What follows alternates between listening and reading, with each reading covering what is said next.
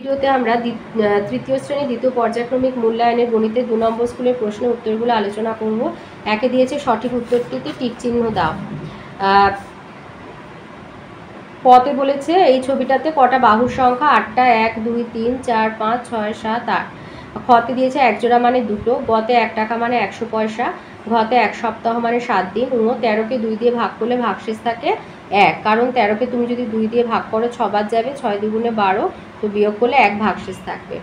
চতে বলেছে 11 থেকে 3 বিয়োগ করা যায় কতবার? তো 11-র মধ্যে 3, 3 তিরিকে 9, 10 11 2বার, তাহলে এই 2 ভাগশেষ থাকছে, 3 বার যাচ্ছে, তাহলে 11 থেকে 3 বিয়োগ করা যাবে 3 বার।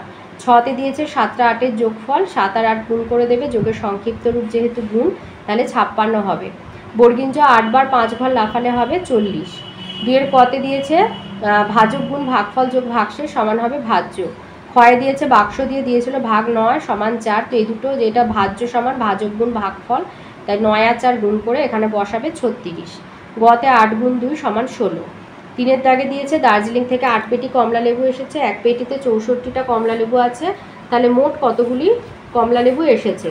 তাহলে এক পেটিতে কমলা লেবু আছে 64টি, তাহলে 8 পেটিতে আছে 64 গুণ 8, তাহলে 4 8 32, 2 হাতে 3, 8 6 48 আর 3 51, তাহলে মোট 512টি কমলা লেবু এসেছে। 4-এতে যোগফল নির্ণয় করতে দিয়েছে 12 টাকা 10 পয়সার সাথে 3 টাকা 40 পয়সা, তো এটা যোগ করে হচ্ছে 4 40 আর 10 যোগ করে 50, আর 12 আর 3 যোগ করে 15 টাকা। 5-এ দিয়েছে গুণফল নির্ণয় করতে 69কে 3 দিয়ে গুণ, তো 3 9 27 7, হাতে 2, 3 6 18 19 20, নির্ণয় গুণফল 207।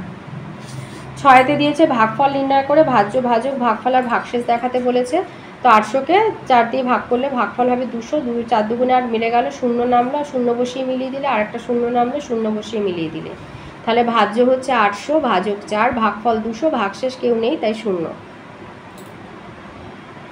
7-এ দিয়েছে 812টি মাছ 8টি বাক্সের সমান সংখ্যায় রাখলে প্রতিটি বাক্সে কতগুলো মাছ থাকবে আর কতগুলো মাছ বাক্সের বাইরে থাকবে?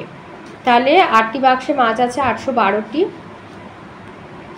তাহলে একটা বাক্সে মাছ আছে 812 ভাজিত 8, তাহলে 8 একে 8, এবার 1 নামলো যাচ্ছে না, শূন্য বসিয়ে 2 নামালাম, আবার একবার যাবে, 8 একে 8, 12 থেকে 8 বিয়োগ হলে 4, তাহলে প্রতি বাক্সে 101টি মাছ থাকবে আর 4টি মাছ বাক্সের বাইরে থাকবে।